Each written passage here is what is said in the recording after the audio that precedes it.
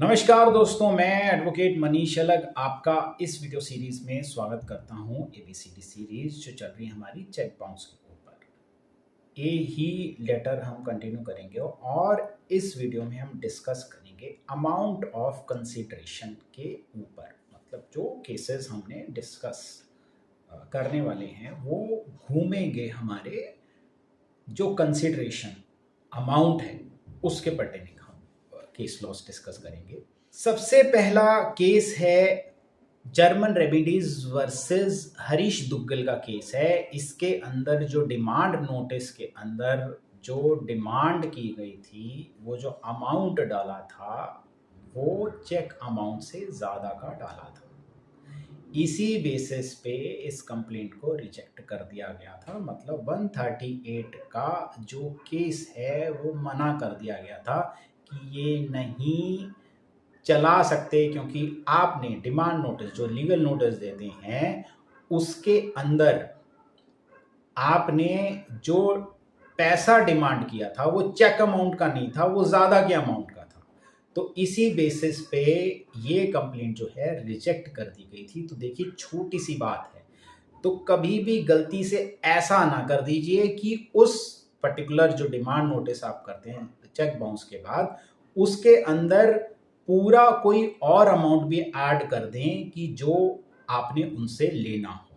तो आपको वही अमाउंट डालना है जो अमाउंट जिस अमाउंट का चेक आपका बाउंस हुआ है, मतलब जो अमाउंट आपका चेक के ऊपर लिखा हुआ है।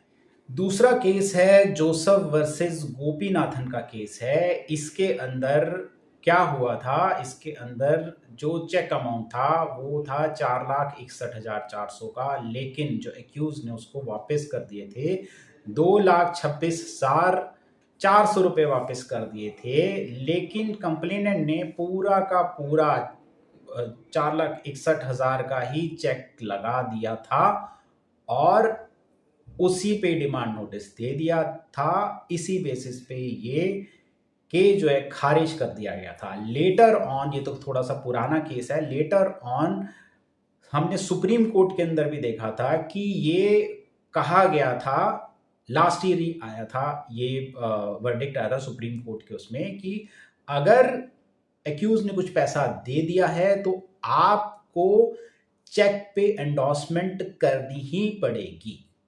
तो आप ये ध्यान रखें कि किसी ने, मान लीजिए पैसा किसी ने आपको चेक दिया है लेकिन उसने कुछ पेमेंट कर दी, आपने ज्यों कहते हो लगा दिया उस चेक को, और उसके बाद आप वही डिमांड कर रहे हैं, तो 138 का जो केस है वो बन नहीं पाएगा।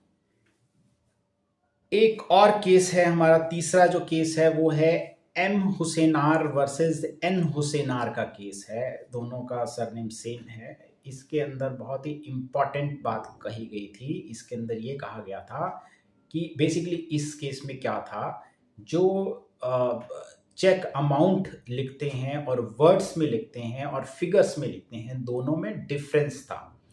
तो ये कहा गया था कि अगर डिफरेंस है, जो अमाउंट लिखा है वर्ड्स में और फिगर में, अगर वो डिफरेंस है तो वो चेक इनवैलिड नहीं माना जाएगा। जो वर्ड में लिखा गया है उस अमाउंट को माना जाएगा। ये चीज कही गई थी इस पर्टिकुलर केस में। देखिए, बहुत इंपॉर्टेंट है, ये चीजें हो सकती है कि अमाउंट जो है वर्ड में आप लिख रहे हैं और जो फिगर में लिख रहे हैं उसमें डिफरेंस आ सकता है।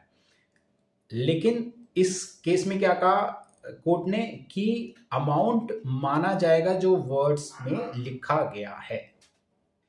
चलिए एक और केस डिस्कस करते हैं अमाउंट ऑफ कंसिडरेशन के ऊपर। वो है सराफ वर्सेस रंजीत का केस था। इस केस के अंदर बेसिकली ट्रायल कोर्ट में, मतलब निचली अदालत में, एक्यूज का एक्यूटल हो गया था बेसिस कि there was difference of amount of consideration. जो बिल में था 1,61,000 का और चेक अमाउंट था 1,86,000 का। तो इस बेसिस के ऊपर ट्रायल कोर्ट में एक्यूटल हो गया था।